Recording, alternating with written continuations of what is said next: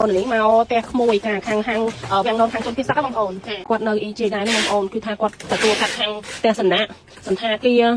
គឺច្រើនមែនតើតែថាតែលើគ្នារត់មកនៅនេះហើយចឹងគឺចាប់ដើមសាងជីវសាស្ត្រជាថ្មី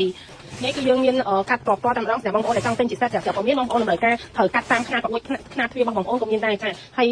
សម្រាប់សេតកណាត់គឺស្អាតបងប្អូនហើយមានច្រើន like ទៀតចឹងសម្រាប់បងប្អូនមានតម្រូវការអាចតាក់ទងមកឲ្យខ្ញុំបានណាតែនិយាយឲ្យតម្លៃសមរម្យ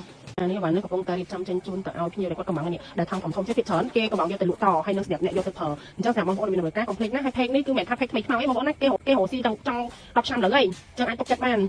អញ្ចឹងសម្រាប់បងប្អូនដែលមានតម្រូវការចង់ទិញយកទៅលក់តចង់ត្រូវថាមានជាអាគារអីគឺខាងគាត់មានទៅវាស់ទៅកាត់ឲ្យតែម្ដងបងប្អូនចាអញ្ចឹងសម្រាប់គាត់មានបងប្អូនអាចតាក់ទងគាត់បានបងប្អូនជួយគ្រប់គ្រងខាងជនពិសេសយើងផងជាទូទៅរងថ្ងៃហ្មងគឺគាត់ប្រភេទជាសេតចាំបងប្អូនទិញបានកំណាត់វាំងននមានដងមានអីមួយសេតអញ្ចឹងចាហ្នឹងសម្រាប់តែគាត់លក់ជាសេតតែសម្រាប់បងប្អូនតម្រូវការថាប្រអួតយើងខុសគ្នាមួយណាគេលក់សេតហ្នឹងបងប្អូនអាចកំងកាត់បានប្រាប់តែទំហំប្រអួតមកគឺគេកាត់ឲ្យចាំបងប្អូននេះសតវ៉ានេះគេកំងកាត់នេះបងប្អូនណាហើយកណាត់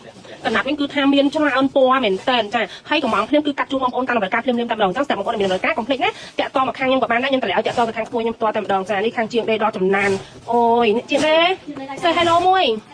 ចាចឹងតែបងប្អូនចង់កាត់តាក់ទងមកបានណាតម្លៃសមរម្យមែនតើចាបងប្អូនជួយគ្រប់គ្រងខាងជនពិសេសផងណាក្មួយខ្ញុំគឺមកពីខាងអូស្មាច់